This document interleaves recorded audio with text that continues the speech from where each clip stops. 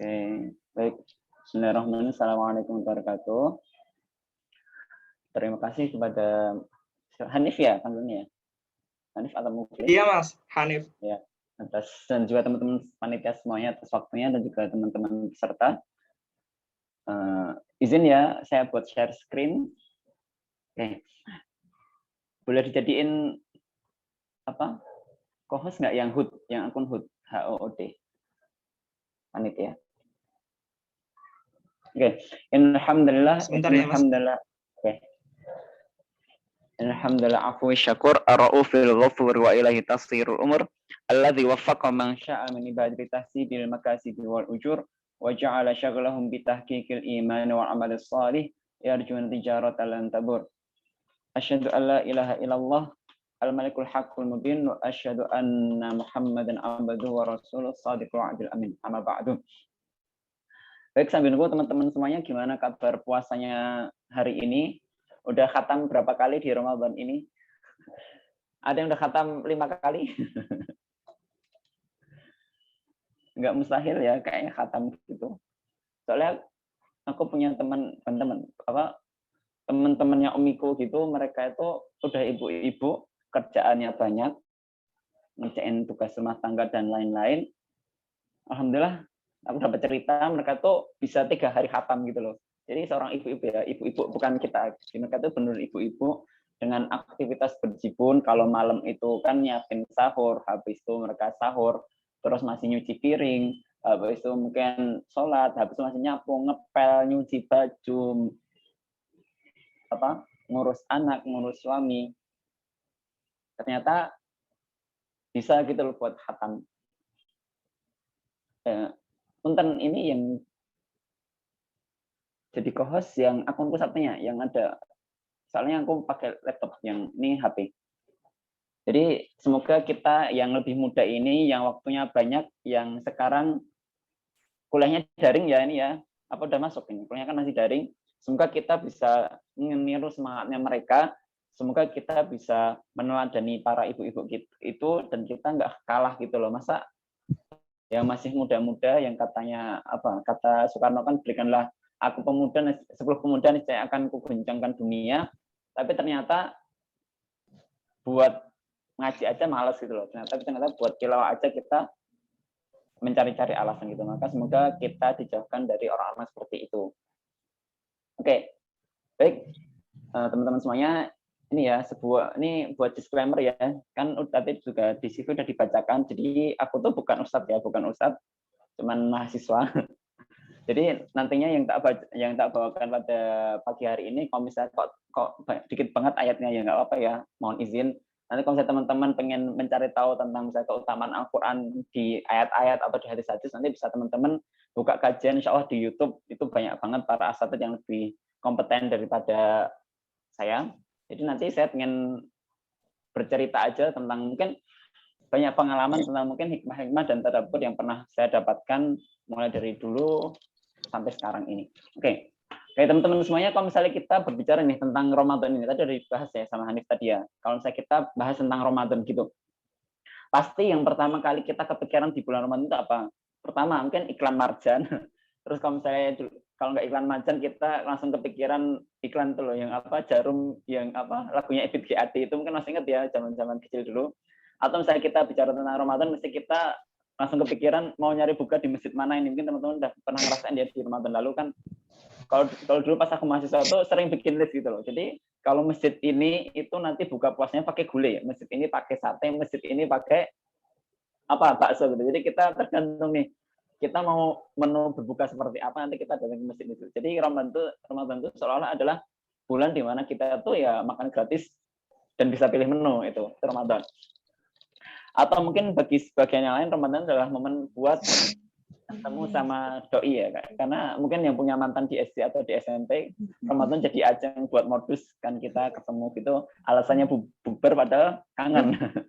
Semoga ya kita di Ramadan ini kita bisa maknai Ramadan lebih dari itu. Nah, kalau misalnya kita tuh mau lihat nih di halaman Al-Baqarah halaman 28 di ayat 1 ke bawah itu, ternyata Ramadan dia itu jadi Ramadan itu bukan gara-gara dia itu bulan puasa gitu sebenarnya. Nah, kan di ayat 185 disebutkan Syahrul Ramadan alladzi unzila fihi al-Qur'an hudal linnasi wa bayyinatin minal huda wal furqan. Jadi Ramadan itu dia jadi mulia itu ya gara-gara Quran turun di sana gitu loh. Itu para ulama juga mengatakan demikian. Jadi kalau misalnya ditanya Ramadan itu bulan apa ya, bulan selain bulan puasa dia juga adalah bulan Quran ya, bukan satu Ramadan khatam 2 kali tapi sehari khatam 2 kali. Itu kayak Imam Syafi'i dan para ulama itu mencontohkan mereka tuh berlomba-lomba gitu, bahkan sampai mereka tuh meninggalkan majelis-majelis ilmu mereka untuk karena mereka tuh pengen berdekat-dekat dengan Al-Quran gitu. Jadi ya emang dari sini kita dapat apa tuh namanya satu pelajaran penting. Kalau misalnya kamu pengen mulia ya berdekat-dekatlah sama Quran. Karena kan misalnya kita lihat ya di antara 12 bulan, bulan 12 ya, bulan kan ada 12, itu Allah tuh pilih satu bulan tuh yang paling mulia itu bulan apa? Bulan Ramadan. Kenapa? Karena ya di bulan Ramadan tuh ya turunnya Quran gitu loh. Terus di antara 30 hari di bulan Ramadan itu Allah tuh pilih satu hari yang dimana dia tuh hari paling amazing, dia tuh hari yang paling Masya Allah, yang berkahnya tuh sampai tumpah-tumpah gitu. Jadi kalau berkahnya tuh nggak ada obat, kalau misalnya next color tuh berkahnya nggak ada obat karena banyak banget. Karena dia amalan di hari itu tuh menyaingi dengan 1000 bulan itu di malam Lailatul Qadar. Kenapa? Karena memang Quran tuh turun di sana. Jadi kalau misalnya teman-teman semuanya pengen mulia, pengen ngalahin orang-orang dalam dunianya, kalau misalnya teman-teman merasa apa, pengen jadi manusia yang paling keren, syaratnya cuma satu, yaitu adalah kita harus berdekat-dekat dengan Al-Quran gitu. Nah terus gini kita cerita dapat juga, jadi kandungan isi Al-Quran itu kalau ayat ini tuh ada 3. Yang pertama adalah kan huda, jadi kandungannya adalah aku ya, jadi aku tuh ada di Al-Quran enggak. Jadi ada huda, adalah petunjuk. Dimana gini, misalnya nih teman-teman ketemu sama petani gitu. Teman-teman tahu nggak sih kenapa kok petani itu dia apa bertani? Atau misalnya teman-teman semuanya di sini, misalnya ketemu sama orang yang lagi lari. Menurut teman-teman semuanya, apa sih tujuan orang itu lari? Kan mungkin ada yang jawab ya, itu dia lari buat menjaga kesehatan fisiknya, menjaga kesehatan tubuhnya. Mungkin ada juga yang jawab, oh dia lari karena pengen gaul aja, jadi biar bisa bikin instastory pakai Strava kayak gitu, terus pamer pace-nya dapat berapa. Atau mungkin ada juga yang berundangan, oh dia tuh tujuan larinya adalah dia itu pengen apa? Pengen ketemu sama doinya aja kayak itu. Nah, kita mungkin bisa berspekulasi ya. Cuman pada akhirnya yang paling tahu tentang tujuan dia lari itu siapa? Ya orang itu kan ya. Jadi yang paling tahu tentang tujuan dia lari adalah ya orang yang lari itu. Pun juga sama gitu loh. Ketika ternyata kita tuh hidup di dunia, yang paling tahu tujuan penciptaan kita siapa? Ya berarti yang tahu adalah yang menciptakan kita. Dari mana kita tahu itu? Ya dari Al-Qur'an gitu loh. Kan ada di surah Az-Zariyat, wa ma khalaqatul jinna wal insa illa ya'budun. Jadi petunjuk itu di situ. Jadi kalau misalnya teman-teman pengen tahu kenapa sih ke Allah tuh menciptakan kita, terus gimana sih cara kita beribadah kepada Allah? Berarti ya kita harus buka Quran nih, itu yang pertama. Yang kedua adalah bayyinatim minal huda. Jadi ada penjelasan dari huda, dari petunjuk tadi, misalnya tentang ayat-ayat warisan, terus ada petunjuk tentang kalau misalnya kamu pengen bahagia itu ya ikutilah Nabi seperti itu. Jadi yang pertama adalah kita jadi tahu nih tujuan kita hidup apa, jadi tahu petunjuk buat menjalani hidup. Yang kedua adalah kita tahu rambu-rambu dari petunjuk itu. Dan terakhir adalah Al-Furqan, jadi tahu pembedanya. Jadi kita tahu yang membedakan antara kita dan orang munafik itu seperti apa. Oh, misalnya kalau umat muslim itu ya meskipun berat, tapi mereka tuh tetap mau melakukan gitu. Ketika orang yang membedakan antara muslim dengan munafik, kalau misalnya munafik itu mereka sholatnya malas-malasan. Wa idza qamu ila sholati qamu kusala. Mereka sholatnya malas-malasan. Yang membedakan antara kita dengan siapa? Dengan orang kafir itu, kalau misalnya orang kafir itu mereka nggak percaya sama Allah, tapi kita percaya. Terus yang membedakan antara kita mungkin sama Korun. Jadi kalau misalnya Korun itu dia berbangga dengan hartanya, kalau misalnya Korun itu dia merasa bahwa oh ini hartaku tuh kuperoleh karena memang aku tuh orangnya rajin, karena memang aku tuh orangnya tuh mau bekerja keras, makanya Allah tuh ngasih aku rezeki yang banyak. Sementara kalau kita menyadari bahwasanya semata-mata rezeki yang kita miliki, bahwa semata-mata kekayaan yang kita miliki itu datang dari Allah Subhanahu wa taala. Jadi Quran tadi kandungannya ada 3, huda, bayinat sama furqan. Dan di sini juga salah satu indikasi gitu loh. Ternyata benar-benar nih ketika tadi perintah puasa itu cuma muncul sekali ya. Jadi kan cuma di atas, bukan kutiba alaikum cuma sekali. Tapi ternyata ketika Allah menjelaskan Quran di satu halaman ini itu sampai 4 kali ya.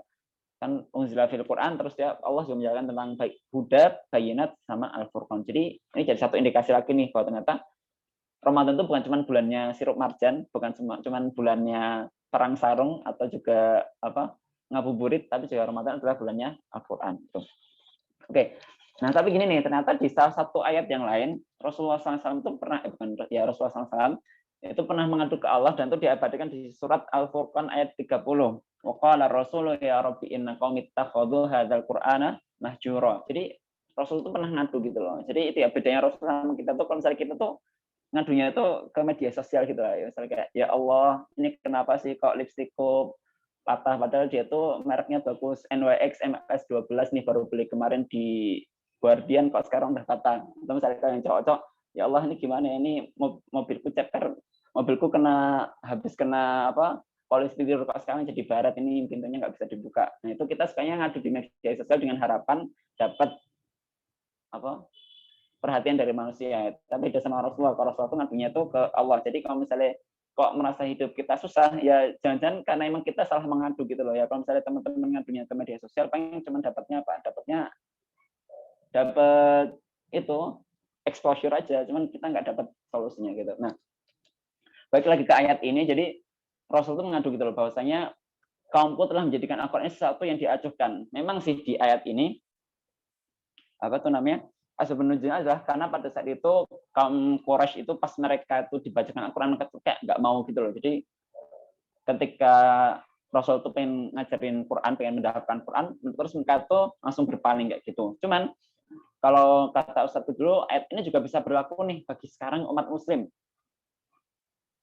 Jadi ternyata kita juga loh bisa masuk ke orang-orang yang diadukan sama Rasulullah ketika ternyata kita tuh juga mengacuhkan si Al-Quran ini. Yang mana kalau kata Ibnu Qayyim, bentuk pengacuhan tuh ada beberapa ini. Yang pertama, misalnya kita bisa termasuk mengacuhkan ketika kita tuh nggak tekun membaca dan mendengarkannya.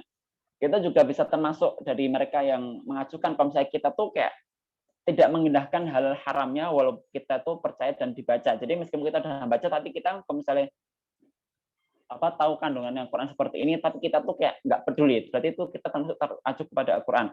Terus juga kita nggak mau menjadikan Quran itu dalam rujukan penerapan hukum, menyangkut prinsip-prinsip hidup kita dan juga perinciannya.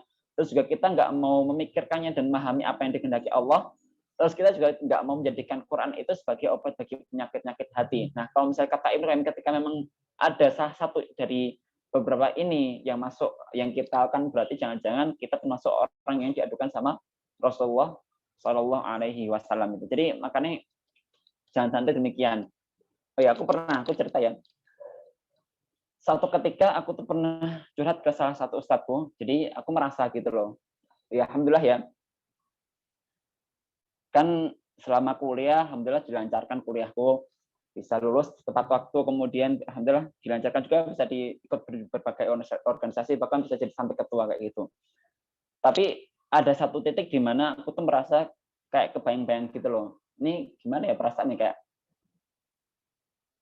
aku merasa ada banyak ekspektasi orang-orang sama hafiz Quran, bahwa hafiz Quran harus A, B, C, D, dan kadang-kadang karena ekspektasi itu aku jadi merasa nggak nyaman. Wah, nanti kalau aku aku hafiz Quran tapi kalau misalnya kok remi di ujian gimana? Kalau misalnya aku hafiz tapi kok ternyata kemudian aku nggak lulus gimana? Itu bakal malu-maluin nggak sih? Kemudian akhirnya aku curhat ke Ustadz, gimana ya Ustadz, kok kadang-kadang aku tuh terbebani dengan ekspektasi orang-orang terhadapku kayak gitu loh. Kemudian saat itulah ada salah satu nasihat beliau yang menurutku amat sangat ngena banget. Terus beliau kemudian bertanya, oke Dek, mungkin nih kamu tuh udah hafal ya Quran itu merupakan suatu kemuliaan. Tapi coba tak tanyain deh, kamu tuh udah paham belum sih isi Quran gitu. Terus aku yang mendengar itu mendengar perkataan beliau langsung makjub gitu, langsung makjub ya, istilahnya makjub gitu. Ibaratnya kalau misalnya teman-teman naik motor gitu lagi ngebut tiba-tiba ada polisi itu kan mak jegaguk gitu kan ya. Mak jegaguk kaget itu. Terus kayak makjub banget itu pertanyaan beliau. Kemudian beliau menasihati bahwa jangan-jangan kita tuh terbebani dengan ekspektasi itu karena memang kita tuh nggak paham sama Al-Quran gitu loh. Jangan-jangan dirimu Dek Huda kamu tuh kok merasa kamu harus ABCD karena kamu tuh nggak paham sama isinya Al-Quran. Coba deh, kalau misalnya kamu belajar di Quran kayak gitu, misalnya di apa tuh namanya, di ayat surat Al-Kahfi ayat yang paling terakhir itu kan Allah tuh seperti apa kan, faman kana yarju liqa rabbih falyamal amalan shalihan wa la yusyrik bi ibadati rabbi ahada. Jadi barang siapa yang ingin bertemu dengan Allah, maka hendaklah dia tuh beramal dengan amal yang baik dan jangan mensekutukan Allah dengan sesuatu. Nah, kemudian dia menjelaskan, jangan-jangan dek kamu tuh belum memahami ayat itu, makanya kamu masih menyekutukan Allah nih. Bentuknya apa? Ya dengan syirik kecil itu, dan kamu riak dengan merasa bahwa ketika apa tuh namanya, kamu sebagai hafiz kemudian kamu remet, terus kamu merasa itu adalah suatu aib. Padahal enggak juga, karena memang dua hal itu adalah dua hal yang berbeda. Jadi hafiz itu adalah sebuah keutamaan, cuman ketika kamu remet ya udah enggak apa, karena memang udah dipergiliran loh. Kadang-kadang jalan kita memang mudah, tapi kadang-kadang kita juga harus gagal biar kita belajar makin lagi. Setelah itulah kemudian aku langsung maksud banget gitu loh. Ya Allah, ternyata selama ini ketika banyak orang tuh kan sering ya dulu, jadi konsep aku tuh sering dikecengin atau kayak bang itu syekh kayak gitulah, ya gitulah biasa ya kan ya, anak lulusan pesantren kayak gitu kan. Ketika lulus pertama kali di kuliah gitu kan dipanggil kayak itu, aku merasa orang-orang tuh menganggapku apa, wow masya Allah keren banget itu, tapi ternyata ketika aku ditanya tentang isi Quran aja aku nggak bisa gitu loh. Itu bukan satu tamparan.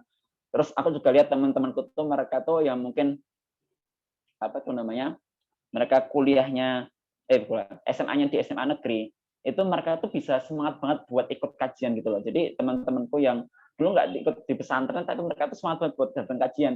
Seminggu 2 kali mereka tiap sore itu datang ke masjid buat kajian. Terus aku kayak merasa apa ya, tercambuk, terjatuh, terjengkang dan juga terdorong gitu, kayak mereka yang apa, ya mungkin dianggap atau mungkin yang nggak dapat anggapan orang yang apa alim aja, mereka seperti itu gitu loh, semangat buat belajarnya. Maka apalagi aku yang mungkin udah diberi karunia sama Allah buat hafal Quran, aku harus lebih semangat lagi gitu loh. Nah, itu jadi motivasi dari dulu saat itu. Makanya buat teman-teman semuanya, ini penting sih. Jadi nggak apa-apa teman-teman tuh punya mimpi buat jadi hafiz Quran, atau mungkin punya mimpi pasangan hafiz Quran, atau punya mimpi anak-anak kalian tuh hafiz Quran.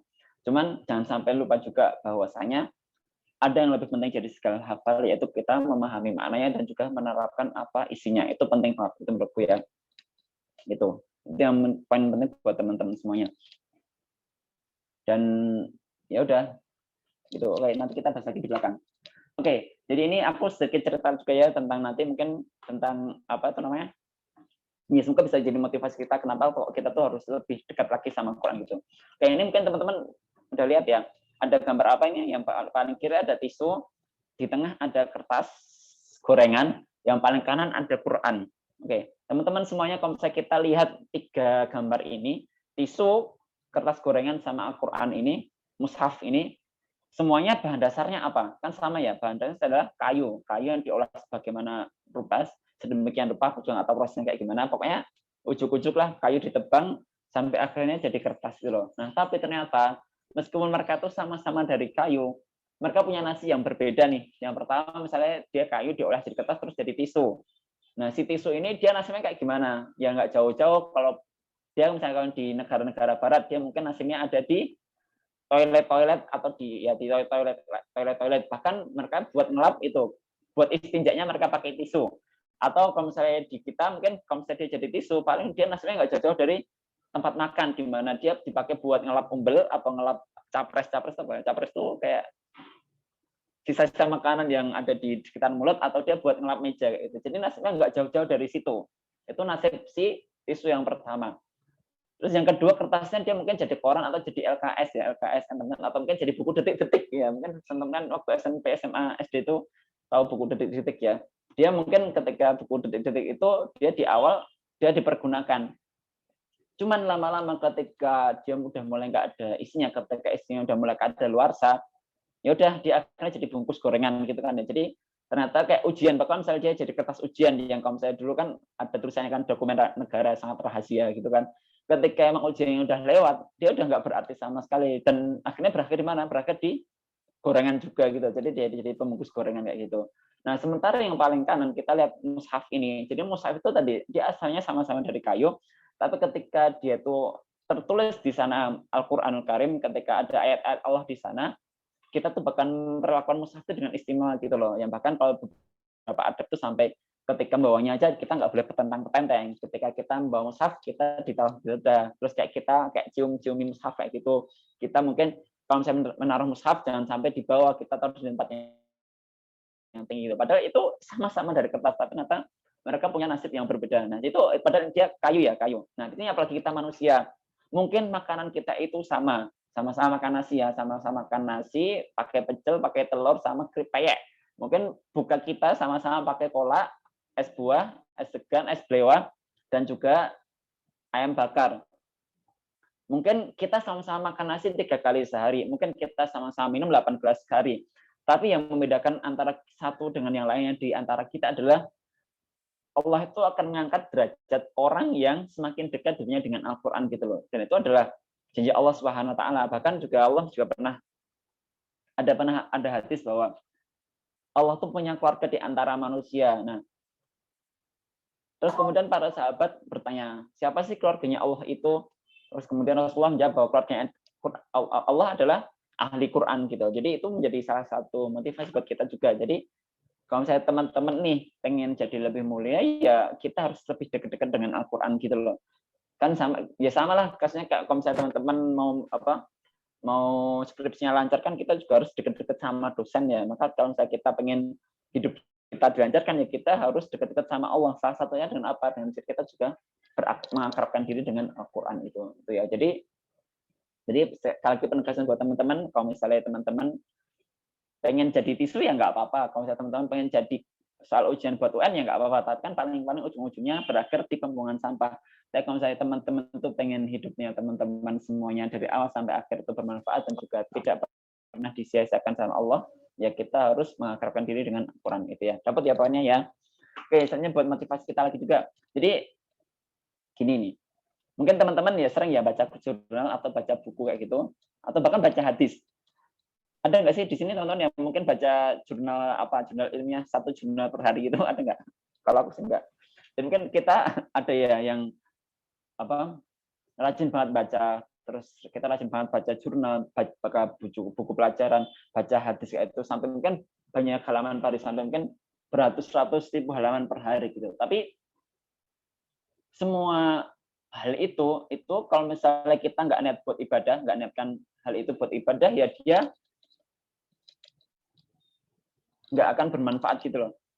Maksudnya kita misal baca hadis ya, tapi kalau misalnya kita baca hadis aja tanpa kita misal nggak ada niatan belajar dari hadis itu, yaitu menurut para ulama dia nggak akan bernilai kebaikan sampai setingkat hadis loh ya. Apalagi cuman kita baca novelnya Terelie, baca novel Percy Jackson atau baca Harry Potter kayak gitu, atau baca apapun lah.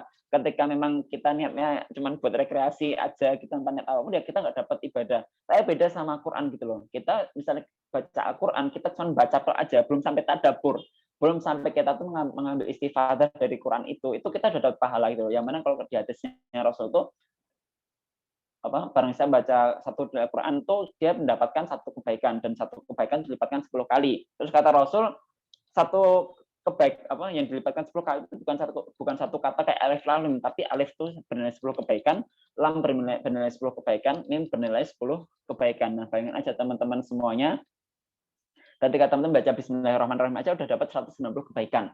Ketika teman-teman baca 1 juz berarti udah dapat berapa? Dapat sekitar mungkin 1.988.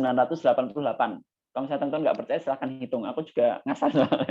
Nanti kasih tahu ke aku ya. Jadi ada berapa huruf di Al-Quran itu. Tapi itu kita jadi termotivasi lagi nih. Oh ternyata kalau misalnya kita tuh pengen hal yang gampang gitu, ya udah kita baca aja Quran gitu loh. Jadi kalau misalnya lagi nungguin siapa di tengah di taman-taman kota, di sudut-sudut terminal, atau di sambil kita menanti kereta datang gitu loh. Kan kadang-kadang ada yang berpikir oh gabut banget sih aku, atau kayak pas lagi sekarang mungkin apaan sih kuliah kuliah daring tuh banyak gabutnya kayak gitu, nungguin dosen nggak join, terus nggak nungguin dosen tuh share screen-nya lama, nungguin dosen kayak udah sepo ya, kadang-kadang reconnecting terus itu. Kita kadang-kadang suka ngedusel dulu, apaan sih buang-buang waktu aja. Kan kita sering mengeluh kayak gitu ya. Padahal sebenarnya kalau misalnya kita mau ya kita bisa baca Quran gitu loh. Gitu. Dan tuh malah aku juga merasakan bahwa ternyata kalau kita tuh sibuk, itu kita lebih semangat buat ngaji deh. Ya, tapi kita harus ada niat berngaji ya. Karena aku ngerasain ya di Ramadan ini, ketika kemarin waktu 2 minggu pertama Ramadan itu aku masuk aku tiap hari masuk dari jam 6 pagi sampai jam 6 sore. Tapi malah gara-gara masuk itu aku jadi semangat buat ngaji. Giliran waktu kosong kayak sekarang, mulai seminggu terakhir itu aku kosong tuh kayak ketika ada waktu kosong kayak ya Allah capek ngaji bentar mungkin dapat 1 halaman terus tidur kayak itu. Itulah kasur itu magnetnya sangat besar banget, nggak tahu mungkin bisa diteliti daya magnet di kasur. Cuman jadi buat teman-teman semuanya jangan mengeluh ketika waktunya teman-teman tuh kok penuh, atau misalnya kok teman-teman sering menunggu dan galau gara-gara menunggu gitu yang tidak pasti gitu. Misalnya tadi kayak nunggu bis, nunggu angkot atau nunggu kereta, ya manfaatkan waktu itu dengan baca Quran gitu loh. Kan sekarang udah nggak ada alasan, ya udah banyak mushaf yang bisa di-download di aplikasi smartphone kita. Jadi smartphone itu jangan dipakai buat stalking doi aja, jangan buat lihat FYP TikTok aja gitu loh. Jadi FYP TikTok aja scrollingnya sampai 1 jam nggak kerasa, tapi ternyata buat buka Quran 5 menit aja tuh kayak 1 halaman kita aras-arasan gitu. Jadi jangan sampai seperti itu. Terus lanjut nih, keutamaan Quran yang sebenarnya adalah obat. Nah ini untuk obat ini dia benar-benar obat dalam arti yang obat fisik maupun juga obat hati. Karena teman-teman rasain aja deh pokoknya kalau misalnya teman-teman tuh lagi galau, lagi gundah gulana gitu, kan kadang-kadang kita tuh pelarian itu dengan musik gitu ya. Misalnya kita lagi galau terus dengerinnya Avril Lavigne yang When You're Crying gitu, itu aku zaman SD ya Allah. Itu kita langsung kayak tersentuh. Atau misalnya kita lagi galau dengerin lagunya siapa Peter Pan yang semua tentang kita gitu, terus kita kayak merasa menye-menye kayak gitu. Atau dengan lagunya Pamungkas yang tuh The Bone kayak gitu kan, terus kita kayak wah ini relate banget nih sama aku. Nah, coba deh sesekali ketika teman-teman juga pada lagi fase galau-galaunya gitu, teman-teman buka nih Quran gitu, terus rasain tadabburi banyak banget, itu ternyata ada obat hati yang lebih adem gitu loh. Ternyata misalnya kayak teman-teman lagi banyak masalah terus baca ceritanya Nabi Muhammad sama Abu Bakar yang pas saat itu di goa kayak itu kan, yang mereka tuh dalam keadaan khawatir, resah, gelisah kayak gitu. Kemudian Abu Bakar yang saat itu cemas banget, kemudian Rasulullah tuh menenangkan Abu Bakar kayak la tahzan innallaha ma'ana. Itu kayak kalau misalnya kita lagi posisi ngedown banget, kita baca itu bakal jadi obat hati banget gitu. Itu yang pertama, mungkin Quran adalah sebagai obat hati itu. Dan kedua buat obat fisik, ini benar-benar arti obat fisik ya. Yang pertama mungkin kita diajarkan sama Rasulullah, kalau misalnya kita sakit tuh kita diajarin buat meruqyah diri kita. Misalnya kayak kita baca Al-Fatihah, kita tiupkan di air putih ya, itu insya Allah bisa jadi obat buat kita. Meskipun dalam ilmu pengobatan modern aku juga masih mencari itu buktinya seperti apa ya, tapi kita percaya dulu karena yang disampaikan Rasulullah insya Allah benar. Pun juga sekarang udah banyak penelitian juga, salah satu skripsiku juga kemarin tuh, bahwa misalnya nih ketika seorang ibu nih dia lagi seorang ibu yang dia melahirkan itu kan sakit banget ya, mungkin teman-teman yang udah melahirkan ada nggak di sini, itu ibu itu kalau misalnya dia melahirkan itu dia nyeri banget. Nah ternyata ketika ibu itu tuh dia diperdengarkan merotal, batas ambang nyerinya tuh dia akan meningkat. Jadi kayak dia tuh nyerinya itu akan berkurang lah gampangnya gitu. Itu udah ada penelitiannya. Itu juga di penelitian lain. Misalnya ketika orang itu bisa lebih fokus ketika dia itu mendengarkan merotal gitu, itu udah ada penelitiannya. Ternyata dia tuh makanya akan mengekspresi gelombang di otak kita sampai akhirnya kita bisa bikin tenang, bikin fokus kayak gitu. Jadi buat teman-teman semuanya, ya kalau misalnya ingin berobat, ya berobatlah dengan Al-Quran itu. Entah dengan cara mungkin kita bisa tilawahnya, dengan cara mungkin kita dengan meruqyah diri kita sendiri tadi dengan baca Al-Fatihah atau ayat-ayat yang kita sebulkan kita tiupkan di gelas, atau dengan ya kita benar-benar mendengarkan merotal Al-Quran itu sendiri. Itu aja. Nah, kadang-kadang kita tuh udah tahu ya bahwasanya Allah tuh menurunkan Al-Quran sebagai obat, tapi giliran kita sakit kita justru malah jadi alasan buat nggak dengerin atau nggak membaca Quran. Itu sering banget. Aku juga ngerasain kayak gitu. Ketika nggak sakit tuh kayak semangat banget buat tilawah, tapi ternyata ketika sakit kita malah kadang-kadang lupa bahwasanya ya tilawah itu bahwa Quran itu adalah obat sendiri gitu loh. Makanya kadang-kadang ini jadi introspeksi bagi kita juga. Kalau misalnya lagi sakit, kalau misalnya lagi gundah gulana, kalau misalnya kalau lagi pusing, ya kita bacalah 1 ayat atau 2 ayat dari Al-Quran, atau kalau misalnya ternyata kita nggak benar-benar udah nggak bisa baca, ya kita dengarkanlah ayat-ayat Quran gitu. Terus yang terakhir adalah syafaat. Jadi syafaat ini ya udah tahu ya teman-teman semua ya. Jadi contohnya adalah gini, aku pernah punya cerita dari Ustadku, bahwa ada nih orang itu dia tuh ketika pas mau masuk pondok pesantren, dia tuh kayak dihina-hina sama keluarga besarnya. Iya apaan sih orang pinter kok dimasukin pondok pesantren, emang mau dicetak jadi pembom gitu kan. Pas itu masih hangat-hangatnya kasus bom Bali itu. Jadi digituin sama keluarga besarnya. Masa anak pinter-pinter waktu sekolah di SD ranking 1 terus kok malah dimasukkan ke pesantren, emang mau dididik jadi teroris kok gitu kan. Cuman ternyata qadarullah setelah beliau itu masuk pesantren, kemudian beliau bisa hafal Al-Quran dan beliau bisa masuk ke salah satu perguruan tinggi favorit. Akhirnya keluarga besar yang dulu mencerca itu, yang dulu awalnya kayak bilang ngapain dimasukin pesantren mau jadi teroris, sekarang mah dia jadi orang yang paling bangga gitu. Jadi dapat syafaatnya. Jadi ketika ketemu sama teman-temannya gitu, misalnya kayak Pak Disna Budinya ketemu sama teman-temannya, dia tuh cerita, wah aku tuh deponaan, dia itu cah pondok, tapi saiki keterima di perguruan tinggi negeri. Wes hafal Quran, pinter, soleh. Nah, jadi padahal itu keponakannya yang dulu dihina-hina pas dia masuk pesantren. Tapi ternyata ketika dia itu udah hafal Quran, ketika dia punya prestasi, akhirnya Pak D-nya itu membanggakan dirinya. Padahal nggak ada hubungannya. Atau misalnya kayak kita lah, kita misalnya pernah ketemu sama siapa, sama misalnya teman-teman mungkin pernah ketemu sama yang lagi sekarang siapa ya? Sama Nisa Sabian gitulah, lagi konser gitu kan, pernah di PRPP ada konser Nisa Sabian itu 2 tahun yang lalu kayaknya. Bulan Agustus aku masih ingat Nisa Sabian itu pernah konser di sana. Terus kadang kita cerita, kita kayak langsung sombong hati loh. Aku tuh udah pernah loh nonton konsernya Nisa Sabian. Aku tuh udah pernah loh nonton konsernya siapa Ungung itu. Padahal ya cuma nonton konser aja, tapi seolah kita tuh kayak derajatnya tuh naik gitu loh. Kayak kita bisa bangga banget gitu loh. Karena pada kita cuma nonton konser aja kita bisa cerita sebangga itu. Atau misalnya kayak aku tuh udah pernah lo nonton konsernya BTS langsung, aku tuh udah pernah lo nonton konsernya JKT48 langsung di Jakarta gitu loh. Nah itu kita cuma nonton konser aja kita tuh udah bisa bangga, itu kita udah ketularan syafaatnya, apalagi dengan Quran gitu loh. Ya mungkin barangkali sekarang kita nggak merasakannya, tapi nanti di akhir kita akan rasakan bahwasanya ternyata derajat itu naik banget gitu. Kalau kata Rasulullah kan yuqalu sahibul Quran ikra wartaqi waratil kama turatil fid dunya fa inna manzilataka inda akhir ayatin taqra'uha. Jadi bacalah kemudian naiklah. Jadi kayak baca kemudian naik ikra wartaqi waratil dan apa tilawah seperti kamu tuh bacanya di dunia, karena sesungguhnya nanti derajatmu itu ada pada ayat terakhir yang kamu baca. Jadi nanti si pembaca Quran itu akan diminta buat baca sampai akhirnya nanti dia derajatnya sesuai dengan seberapa banyak dia membaca Quran itu. Jadi kalau teman-teman pengen ya dapat syafaat ya, syaratnya gampang banget. Teman-teman adalah bacalah Quran aja, insya Allah akan jadi syafaat buat teman-teman semuanya. Nah, kalau misalnya kita mau baca tentang keutamaan Quran itu banyak banget ya. Kalau saya banget itu bahasa Jawa Tengah ya. Kalau misalnya orang Jawa Timur itu banget tuh orang Jawa Timur ya. Itu banyaknya itu sampai nggak kehitung lagi. Jadi teman-teman silahkan buka di mana ayat-ayat atau hadis-hadis atau di ceramah-ceramah Quran di YouTube tuh banyak banget yang membicarakan keutamaan Quran. Cuman kita lanjut aja. Nah, apalagi di sini nih. Sekarang mungkin teman kenal semua ya di sini korek-koreknya gitu ya. Nah, ini misalnya ini contohnya ya. Nih si siapa itu namanya? Ibrahim ya. Ibrahim itu adalah teman SMA-nya temanku.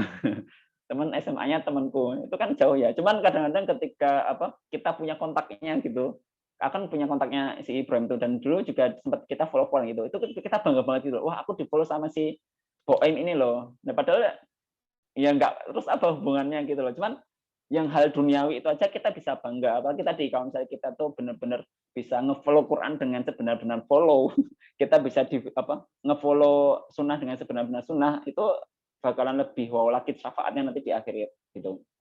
Nah, baik lagi, dunia sekarang udah berubah ya. Kalau misalnya dulu itu kita mengenal bahwa hafiz, bahwa orang-orang yang dekat Al-Quran itu adalah orang-orang yang mungkin pakai sorban, yang mungkin mereka itu kayak ustadz-ustadz yang alim banget, yang jenggotnya hitam, yang pakaiannya jubah putih, kadang-kadang lusuh, nggak disetrika, yang mungkin mereka itu dakwahnya cuma di masjid-masjid. Cuman ternyata sekarang udah berubah gitu loh. Ternyata sekarang banyak kok hafiz-hafiz yang ganteng, soleh, dan menarik, meskipun itu bukan aku ya, kan aku nggak ganteng.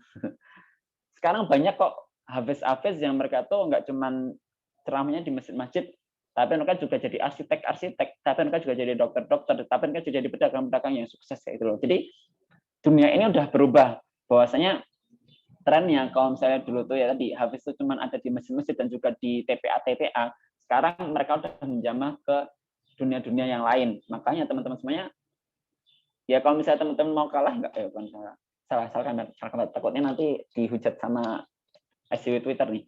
Jadi kalau misalnya kita lihat orang-orang sekarang itu yang hits mereka udah semakin akar dengan Al-Quran, maka kita juga harus nggak boleh kalah nih. Oh ya, mungkin bisa jadi aku belum sekeren mereka dalam apa namanya, dalam duniawi nih. Mungkin usahaku belum sebagus mereka, tapi insya Allah aku akan menyaingi mereka dalam semangatku buat berdekat dengan Al-Quran gitu loh. Oh ya, mungkin nih aku belum sekeren dia dalam profesiku. Aku belum bisa jadi general manager di perusahaan multinasional. Tapi aku akan menyaingi mereka orang-orang itu dalam kedekatanku dengan Al-Quran itu sih. Itu ya. Jadi itu penting juga. Jadi sekarang jadi hafiz itu bukan halangan buat kita itu cukup, buat kita tuh jadi kolot. Bahkan sekarang tambah banyak dicari gitu loh, orang-orang yang dekat dengan Quran tuh sering dicari. Bahkan di requirement perusahaan-perusahaan kayak gitu, kayak ada persyaratan harus hafal juz berapa itu ada. Bahkan kalau misalnya di beberapa orang tuh ya kayaknya kalau nggak salah itu ada reward. Jadi reward umroh bagi karyawannya yang hafal berapa juz dari Al-Quran gitu. Jadi sekarang semua orang tuh udah berlomba-lomba buat mendekatkan diri dengan Al-Quran, maka jangan sampai kita udah tahu temannya berlomba-lomba malah kita males-malesan gitu ya. Oke. Nah, yang paling penting juga nih, ini yang kadang-kadang kita harus hati-hati juga.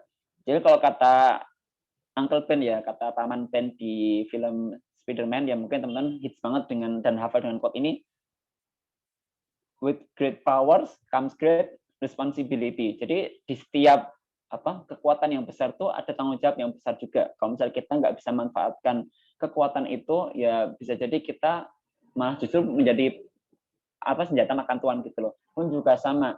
Memang sih ada banyak banget kemuliaan menjadi hafiz Quran. Ada banyak banget kemuliaan bagi mereka yang mau mengakrabkan diri mereka dengan Al-Quran. Tapi kita juga perlu hati-hati juga nih. Kenapa?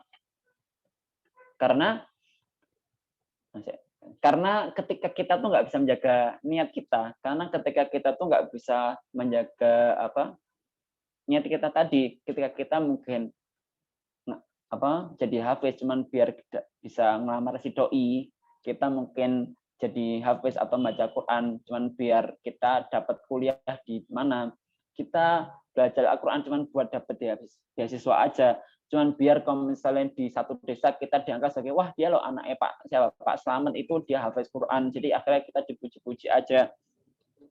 Kalau kita niatnya salah, maka kita naudzubillah min dzalik justru akan jadi orang yang pertama-tama dimasukkan di neraka. Jadi itu ada hadisnya ya. Nanti di hari kiamat itu ada 3 orang yang pertama kali dihempaskan ke neraka. Jadi mereka pertama kali masuk neraka. Yang pertama adalah seorang yang bersedekah. Pas itu kemudian Allah tuh bertanya, kamu siapa? Siapa? Selamat. Kamu tuh pas di dunia, kamu sedekahnya buat siapa gitu loh. Kemudian si Selamat tadi menjawab, ya Allah, sesungguhnya aku tuh bersedekah dan menginfakkan hartaku semata-mata hanya untukmu ya Allah. Aku tuh nggak ada niatan lain kecuali memang untuk mendapatkan ridhomu. Kemudian saat itulah Allah menyangkalnya, bohong kamu tuh menyedekahkan hartamu, kamu tuh berinfak itu bukan buatku, tapi kamu semata-mata akan dikatakan sebagai seorang yang dermawan di antara manusia. Pun juga sama orang yang kedua itu adalah orang yang seorang ahli Quran. Saat itulah dia juga ditanya, kamu kenapa sih kok dulu jadi ahli Quran semasa di dunia? Kemudian dia menjawab bahwa ya Allah, semata-mata aku tuh jadi ahli Quran karena aku tuh pengen karena semata-mata hanya untukmu semata ya Allah, nggak ada niatan lain. Kemudian Allah juga menyangkanya, kamu tuh bohong karena kamu baca Quran, kamu tadabbur Al-Quran bukan buatku, tapi kamu cuma biar bisa dekatan sebagai korek di antara manusia. Dan terakhir juga seorang mujahid juga sama. Jadi saat itulah dia ditanya juga, mujahid kamu tuh waktu pas di dunia semangat banget buat berperang, semangat buat berjuang itu buat siapa? Dia jawab, ya Allah, aku tuh semangat banget berjuang itu buatmu semata ya Allah, nggak ada niatan lain, beneran deh, swear, ya Allah, aku nggak bohong. Sumpah ya Allah, sumpah. Saat itulah kemudian Allah juga menjawab bahwa kamu tuh bohong gitu loh, karena semuanya dulu kamu tuh berjuang cuman biar dikatakan kamu tuh berjuang di antara manusia. Saat itulah kemudian akhirnya 3 orang ini tadi yang kalau misalnya di dalam bayangan kita kan kurang keren apa lagi coba, dia tuh yang orang yang dermawan banget, dia tuh ahli Quran yang soleh banget, terus dia tuh ada seorang mujahid yang dia tuh nggak nggak ada ketakutan sama sekali. Jadi dia itu nggak gentar dengan musuh-musuh Allah gitu loh. Tapi ternyata 3 orang itu dia justru jadi dimasukkan ke neraka yang pertama kali gara-gara apa? Gara-gara mereka itu niatnya nggak ikhlas buat Allah Subhanahu Wa Taala. Jadi ini buat teman-teman semuanya, ketika apa tuh namanya, teman-teman itu kok pengen nih kemudian melakukan satu kebaikan, kita kontemplasi lagi, kita muhasabah lagi, sebenarnya niatan kita buat jadi baik itu apa sih, atau niatan kita buat hafal Quran itu apa sih, benar-benar untuk lillahi ta'ala, atau jangan-jangan cuma buat dikatakan wow di depan mertua, di depan calon mertua. Benar-benar niatan kita buat belajar Quran itu adalah mengharap ridho Allah semata, atau cuma biar dikatakan kita tuh alim di antara manusia semata gitu ya. Itu yang poin penting juga. Nah, ini terus kemudian jadi terus gimana nih? Berarti ya udah, kalau misalnya tadi kan kita lihat ya bahwa ada lima apa tuh namanya, lima tanda mungkin kita tuh acuh dari Quran. Maka kalau biar kita nggak acuh ya kita harus melakukan hal yang berkebalikannya. Kalau misalnya kita bisa dikatakan acuh ketika kita nggak tekun baca dan mendengarkan. Maka kalau kita pengen nggak acuh, berarti kita harus tekun membaca dan mendengarkannya. Terus kalau misalnya kayak tadi kata Ibnu Qayyim, orang yang acuh adalah orang yang nggak mengindahkan hal dan haramnya walaupun percaya dan dibaca. Berarti kalau misalnya kita nggak mau acuh, berarti kita harus tahu halal dan haram di Al-Quran itu seperti apa. Jangan sampai kayak kita tuh memudah-mudahkan. Apalagi sekarang ya, sekarang kan lagi hits banget misalnya apa pakai room, terus apa pakai babi dan lain-lain sebagainya gitu kan. Kadang-kadang kita tuh karena apa tuh namanya, karena saking ya pengen kekinian ya mungkin nggak pengen banget sih, cuman kadang-kadang kan kita sering terbawa ya, kita penasaran gimana sih rasanya ini apa bir halal itu seperti apa, gimana sih rasanya pakai e-commerce yang gratis ongkir itu seperti apa, kan kita senang ya, kita tertarik dengan hal-hal itu. Tapi cuman ternyata Allah tuh haramkan riba. Oh, cuman ternyata Allah tuh haramkan miras, dan para ulama juga mengatakan janganlah kita kemudian apa mendekati hal-hal yang meskipun dia mungkin bukan miras, tapi dia tuh kayak menyerupai itu, karena kita bisa menjatuhkan diri kita ke kecenderungan buat kita menyukai miras juga gitu loh. Nah, ketika kita sudah tahu hukum-hukum kayak gitu ya kita harus mengikutinya gitu. Jangan sampai kita menuruti hawa nafsu. Misalnya nih, ini buatan ya meskipun ada perbedaannya, cuman aku buat contoh aja. Jadi misalnya kan ada beberapa ulama berpendapat kalau misalnya kita tuh dapat bonus di aplikasi apa ojek online, di mana bonusnya itu hanya berlaku seandainya pembayarannya dengan apa itu namanya, dengan uang itu, misalnya kayak apa ya, aku nggak mau apa-apa gitu, misalnya apa-apa gitu, misalnya kayak apa Asus Pay gitu loh. Jadi kalau misalnya kita pesan aplikasi lewat Asus, kemudian kita bayarnya lewat pakai Asus Pay, nanti bakal dapat diskon ongkir kayak gitu. Nah, ternyata bagi sebagian ulama itu sudah masuk ke dalam riba gitu loh. Nah, kita udah yang udah tahu kayak gitu ya, kita berusaha semaksimal mungkin buat menghindarinya, karena gratis ongkir itu paling berapa sih, paling cuma 6.000 gitu loh. Jangan sampai kita menggadaikan 6.000 kita dengan sesuatu yang haram gitu ya. Oke, terus nanti pas pertanyaan jangan ditanyain ya hukum GoPay atau OVO ya, nanti bisa tanyakan ke Ustadz yang lebih bertanggung jawab. Cuman ini buat contoh aja, karena memang di hal ini ada ikhtilaf ya, jadi ada ikhtilaf, cuman aku ambil sebagai contoh biar lebih gampang buat contoh aja. Terus yang selanjutnya adalah kita menjadi, ketika orang yang acuh adalah orang yang tidak menjadikannya rujukan, berarti kita sebagai umat muslim ya kita harus menjadikannya rujukan. Nah, mungkin teman-teman pernah lihat nih, aku sering pernah lihat di TikTok itu kan, sering lihat FYP itu ada orang-orang yang bangga nih, yang dia memamerkan, aku kan kerja di bank, emang uang bank haram? Enggak lah, kan dia bukan apa, kalau misalnya kita nggak kerja di bank terus ya mau menafkahi apa keluarga kita siapa gitu. Jadi dia justru bangga sama dosa-dosanya kayak gitu. Jadi jangan sampai kita jadi kayak gitu juga. Jadi kalau misalnya teman-teman tadi kan, yang tahu tujuan percintaan kita tuh ya Allah Subhanahu Wa Taala, yang tahu apa yang boleh kita lakukan dan apa yang diharamkan buat kita tuh ya Allah Subhanahu Wa Taala. Dan kita tanya dari mana, dari Al-Quran itu. Maka ketika kita mau nyari rujukan ya dari Quran gitu loh. Jangan sampai kemudian kita bilang bahwa isinya Quran tuh udah nggak relevan sama zaman gitu. Jadi nggak ada yang namanya isi Quran tuh nggak relevan. Dia tuh relevan paling manusia aja yang mungkin belum sampai logikanya buat Al-Quran itu sendiri itu. Terus selanjutnya biar kita nggak termasuk dari kampung yang mengajukan tadi, berarti kita harus mau memikirkan dan memahami dari apa yang dikehendaki Allah itu. Jadi tujuan penciptaan manusia itu apa. Jadi di sini juga mungkin kita bisa tadabbur nih ayat-ayat apa sih ayat-ayat yang bisa kita ambil dan bisa kita terapkan buat ilmu apa nih ilmu atau keahlian kita miliki. Nah, kalau misalnya aku ambil contoh di apa ya? Ya tadi misalnya kayak di Al-Qur'an itu kan ada ayat bahwa ala bidzikrillah tatma'innul qulub, bahwa sesungguhnya dengan kita tuh menyebut berzikir kepada Allah maka hati kita akan tenang. Ternyata benar, ketika seseorang itu berzikir kepada Allah Subhanahu wa taala, ada persarapan parasimpatis di mana parasimpatis itu dia akan bekerja ketika apa tuh namanya? Ketika kita tuh lagi istirahat, dan ketika kita tuh berzikir ternyata dia akan mengaktifasi si persarapan parasimpatis itu yang akhirnya kita bikin relax, bikin fokus, bikin kita itu kayak nyaman hidupnya. Jadi ternyata benar nih, kita bisa membuktikan mukjizat Al-Quran lewat situ. Maka bagi teman-teman semuanya silahkan di bidangnya teman-teman masing-masing galilah ilmu dari Al-Quran apapun itu, insya Allah akan dapat banyak hikmahnya itu. Kemudian juga tadi ketika kata Ibnu Qayyim, orang yang acuh adalah orang yang nggak menjadikan obat bagi penyakit-penyakit hatinya dan juga penyakit-penyakit lainnya. Maka mulai dari sekarang yuk kita mulai apa tuh namanya, mulai berubah nih. Jadi selain kita berikhtiar dengan kalau misalnya kita sakit kita datang ke dokter, kita berobat minum apa paracetamol, ibuprofen dan juga Oxycontin OY, kita juga coba nih kita mengambil apa berobat dengan Al-Qur'an ya tadi, misalnya kayak sebelum kita minum obat jangan lupa baca bismillah. Mungkin hal-hal sederhana kayak itu, bismillahirrahmanirrahim, terus kita bacain Al-Fatihah di air yang akan kita minum. Kita memperkuat diri kita. Semoga dengan hal itu kita tidak termasuk dari golongan mereka-mereka yang lalai dari Al-Quran. Dan juga ini terakhir dari tambahan dariku adalah kita menghafalkan dan mengajarkannya dan mencintai orang-orang yang dekat dengannya. Jadi ada hadisnya juga kan ya, khairukum man ta'allamal Qur'an wa 'allamahu. Jadi sebaik-baik kan adalah mereka yang belajar Al-Quran dan juga mengajarkannya. Jadi kalau misalnya ternyata kok kita tuh belum bisa jadi pengajar Al-Quran, kalau ternyata kok kita belum bisa ahli-ahli banget dengan Al-Quran, maka seenggaknya kita mencintai orang-orang yang dekat dengan Al-Quran. Karena apa? Karena kalau kata Rasulullah kan seorang itu akan dikumpulkan dengan dia yang dicintainya gitu loh. Ya nggak salah sih teman-teman tuh mungkin suka sama Han Ji Pyong sama Kim Jong Hwan kayak gitu. Nggak tahu ya, ada berapa yang nggak tahu. Mungkin yang teman-teman suka drama itu kan mungkin kita ngefans sama siapa sih? Aku mah nggak tahu nama aslinya.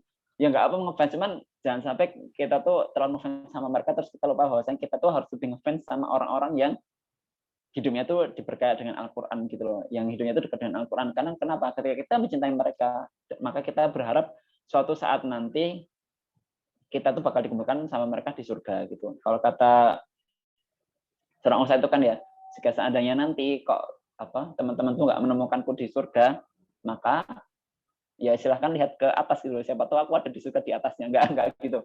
Kalau kata Ustaz Adida itu ketika teman-teman semuanya kok ketika jamaahnya sekalian nggak menemukan beliau di surga, maka tolong mintalah ke Allah bahwasanya ini loh Ustaz Adida itu dulu yang pernah bersama dalam satu majelis dulu.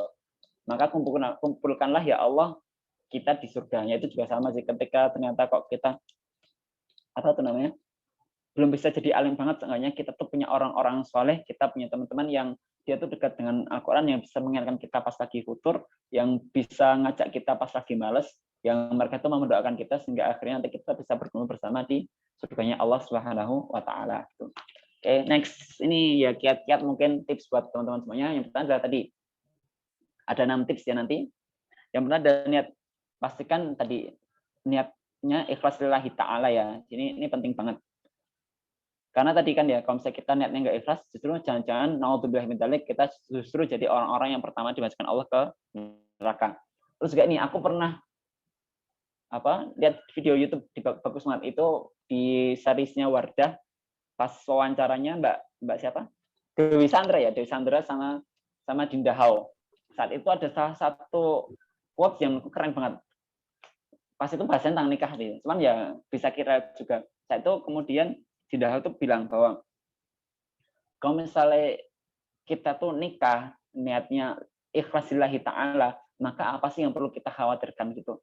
Kalau misalnya kita udah berniat sesuatu tuh untuk ibadah kepada Allah SWT, kita udah nggak perlu ragu lagi gitu. Kita itu udah nggak perlu khawatir, kita udah nggak perlu cemas. Mungkin ini juga bisa diterapkan di sini. Jadi kalau misalnya teman-teman semuanya kok mulai khawatir, jangan-jangan nanti aku kalau misalnya nggak bisa belajar Al-Quran gimana ya? Kalau misalnya aku nggak hafal Quran gimana ya? Kalau misalnya aku kok belajar tahsin nggak benar-benar bacaan gimana? Nggak usah khawatir. Kalau misalnya teman-teman semuanya kemudian niatnya ikhlas, pasti Allah yang akan mudahkan dulu. Tiba-tiba aja ketemu sama ustadz, ya mungkin dekat sama Al-Quran. Tiba-tiba aja ketemu sama pasangan yang mungkin dekat sama Al-Quran. Tiba-tiba aja ketemu sama halakoh-halakoh atau lingkungan yang mereka tuh cinta sama Al-Quran gitu. Nah ini juga ya, naudzubillah ya, semoga nggak termasuk perbuatan dari dari memuji diri sendiri. Cuman saat itu aku pernah ngerasain gitu loh. Jadi dulu waktu aku di pesantren itu kan, dulu pesantrenku di SMP kan kayak masih belum hits ya sama itu, sekitar tahun 2009 2010 itu belum hits hafiz kayak gitu. Terus kemudian saat itulah aku tuh kayak semangat banget gitu loh buat tilawah, buat ngafalin Quran gitu loh. Saat itu pas di masjid itu aku selalu datang pertama, pokoknya aku ngafalin Quran gitu. Dan alhamdulillah saat itu aku udah sampai juz 2 kalau nggak salah. Nah di saat itulah kemudian ada salah seorang ustadz, gimana dia tuh ustadz dari luar gitu. Kemudian beliau mungkin penasaran ya, ki apa sih cah cilik terus yang ngaji kok banter banget, tapi kok bacaannya kayak salah gitu, tapi kok semangat banget gitu. Kemudian beliau itu memanggilku, kemudian kayak ditanyain lah biasa, namu siapa di Buddha, Ustaz dari mana, dari Klaten kayak gitu. Terus kemudian akhirnya setelah itu malah beliau itu mengangkatku jadi muridnya beliau, kayak aku tuh dibimbing, diajari tahsin, kemudian akhirnya diajari buat menghafal, cara teknik menghafal seperti apa. Dan ternyata di situ aku belajar gitu loh, bahwa ternyata ketika kita tuh niatnya benar ikhlas lillahi ta'ala, kan juga namanya aku SMP ya kan, nggak ada niatan buat buat mencari ridhonya manusia atau kayak buat mencari ridhonya DE gitu ya. Gimana mau ketemu sama akhwat aja kita papasan di satu jalan, aku malah takut, aku malah nyari jalan yang satunya gitu. Jadi benar-benar itu masih ikhlas lah zaman-zaman saat itu.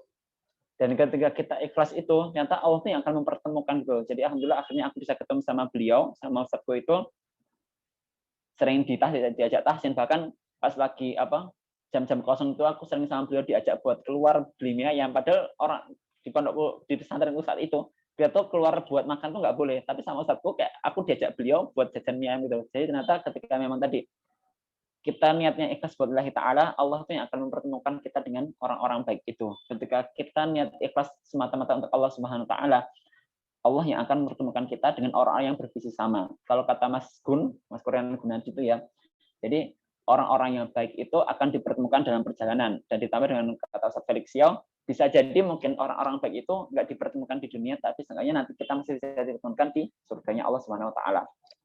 Yang pertama. Terus yang kedua adalah ubah mindset. Ini yang penting juga. Jadi mungkin dulu ya waktu pas kita masih TPA di SD itu kan kita sering dapat kayak, atau pas SD kita sering dibilang bahwa nggak boleh loh kita kalau misalnya ngaji tapi belum wudu, nggak boleh loh megang mushaf kalau misalnya kita tuh sambil tiduran, nggak boleh loh kita tuh apalah kok kita banyak banget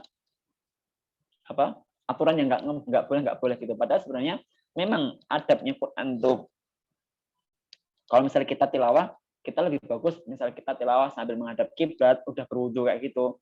Cuman sebenarnya nggak dilarang kok kita misalnya ngaji, kita misalnya tilawah, kita misalnya menghafal Quran, tapi pada saat kondisi kita lagi nggak ada wudu, kita nggak dilarang kok kita tilawah sambil tiduran, karena ada hadisnya juga. Ini romantis banget tuh, saat itu adalah Aisyah ngaji di bangkuan Rasulullah kalau nggak salah. Itu jadi romantis banget ya. Jadi kayak gitu. Jadi ternyata memang adabnya kita tilawah Quran atau menghafal Quran itu ya kita tadi menghadap kiblat, kita udah ada keadaan wudhu. Cuman ketika teman-teman lagi di jalan, lagi nggak ada wudhu, terus ternyata jalannya lagi nggak menghadap ke kiblat, itu bukan alasan buat teman-teman semuanya jadi nggak boleh berinteraksi dengan Al-Quran gitu loh. Jadi itu.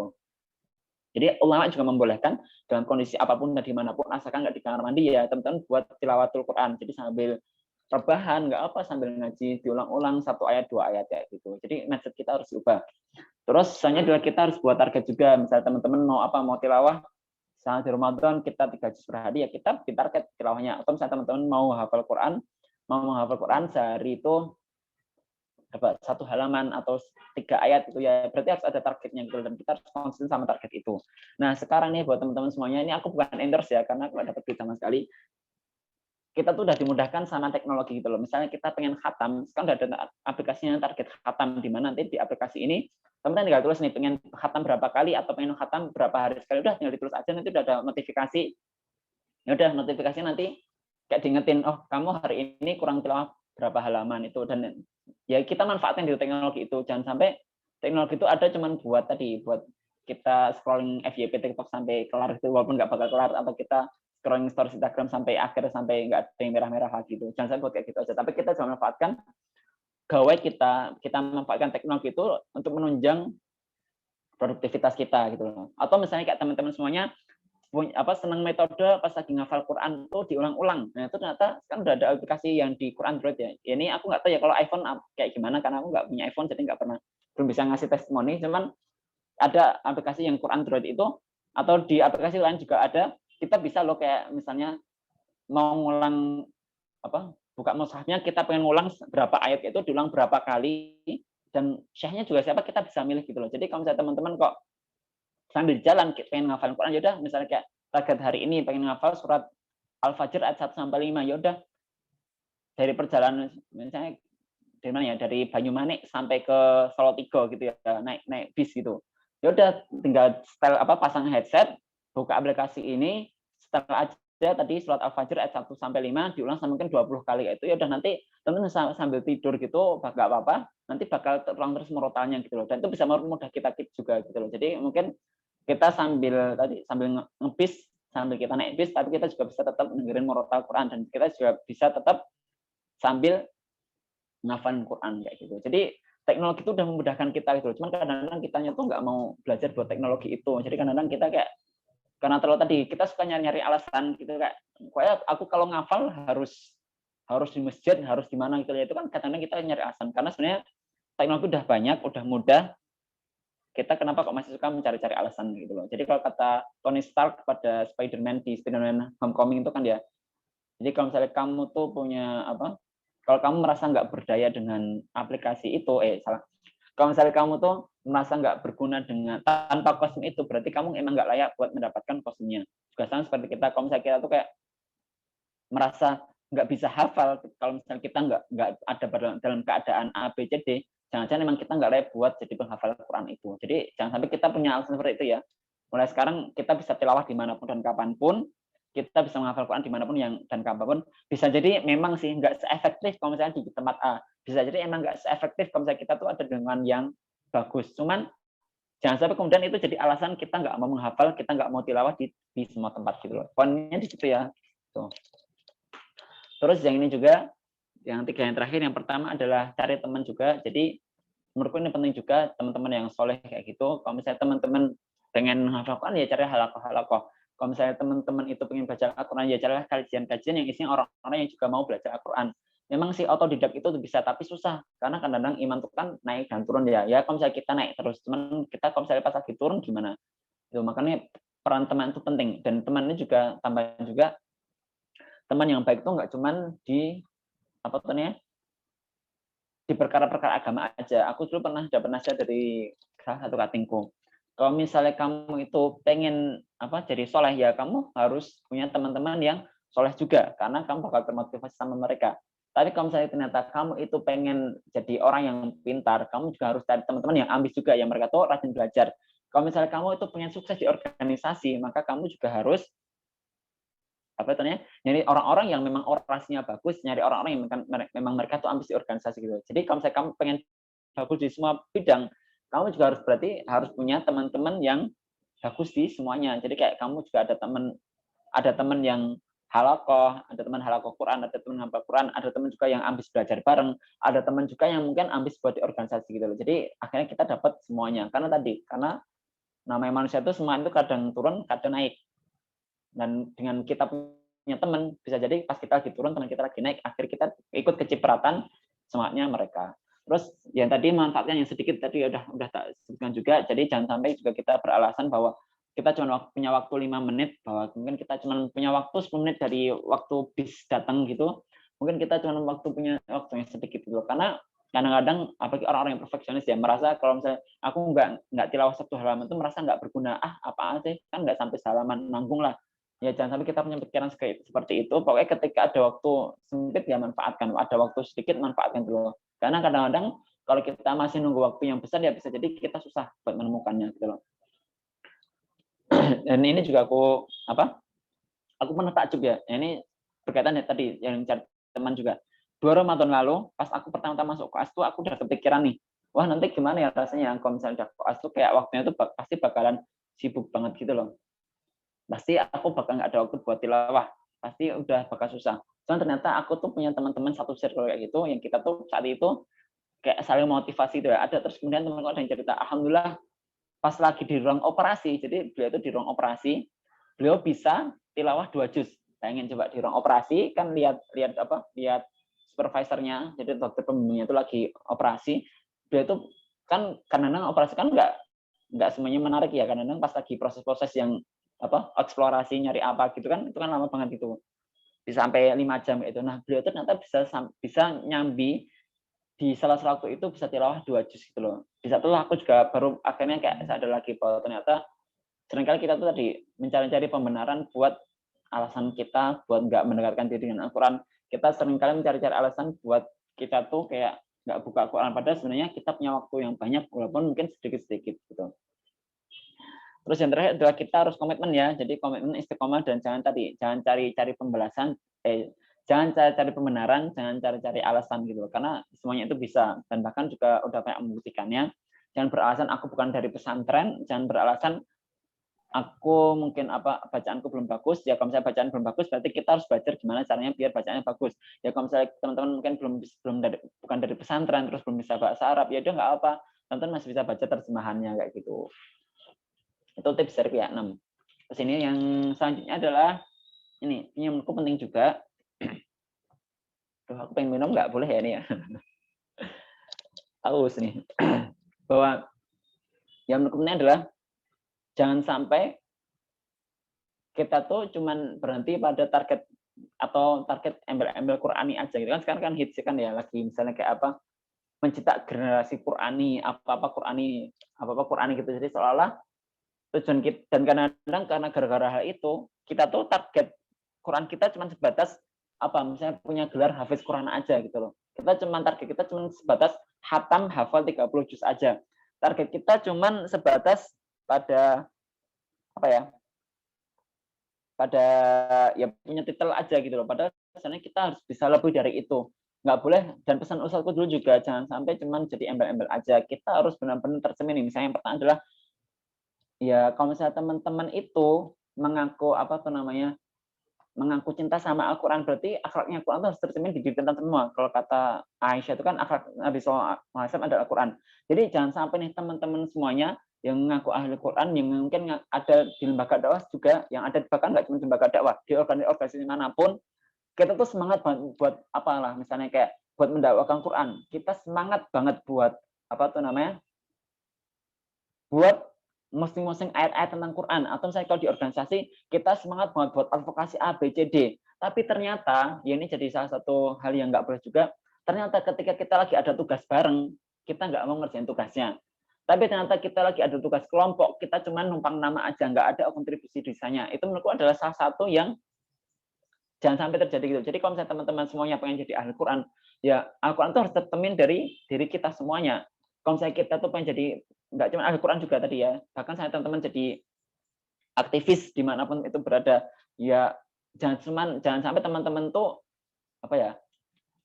beralasan gara-gara aktivitas teman-teman seambrek, gara-gara kesibukan organisasi, gara-gara kesibukan tilawah, terus teman-teman jadi mendolimi orang lain dengan cara tidak mengerjakan tugas teman-teman yang seharusnya gitu loh. Itu yang menurutku penting juga. Karena ya tadi kayak akhirnya orang-orang tuh mah justru nggak simpatis sama kita, bahkan kadang-kadang muncul ucapan-ucapan yang membuat image itu jadi buruk. Misalnya kayak apaan sih Deki sering posting ayat tentang Al-Quran tapi akhlaknya jauh dari Quran, apaan sih Deki sok-sokan nge-share ayat tentang hadis tapi ada tugas kelompok aja, dia cuma numpang nama aja. Dan tanpa sadar gara-gara kita melakukan hal itu, kita menutup hidayah bagi sebagian orang gitu loh. Karena kayak ada akhirnya gara-gara melakukan orang-orang seperti itu, muncullah orang-orang yang berpikiran nggak apa-apa lah aku nggak hafal Quran, nggak apa-apa lah aku nggak pernah tilawah Al-Quran, yang penting aku baik, nggak apa-apa lah aku nggak pernah belajar Al-Quran, yang penting aku nggak pernah menzalimi orang lain. Padahal itu kan salah ya. Cuman akhirnya kalimat-kalimat itu tuh muncul gara-gara orang-orang yang ngakunya dekat sama Al-Quran,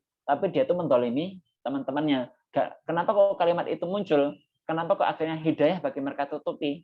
Karena bisa jadi kita yang mungkin udah dibukakan hatinya buat baca Al-Quran, kita lupa bahwasanya kita juga punya teman-teman yang harus kita tunaikan hak-haknya. Kita juga punya tugas-tugas yang harus kita selesaikan, tugas-tugas itu. Jangan sampai jadi alasan, sumpah, aku tuh juga paling malas banget ya kalau misalnya ada orang-orang yang beralasan bahwa aku capek di organisasi, aku capek di mana?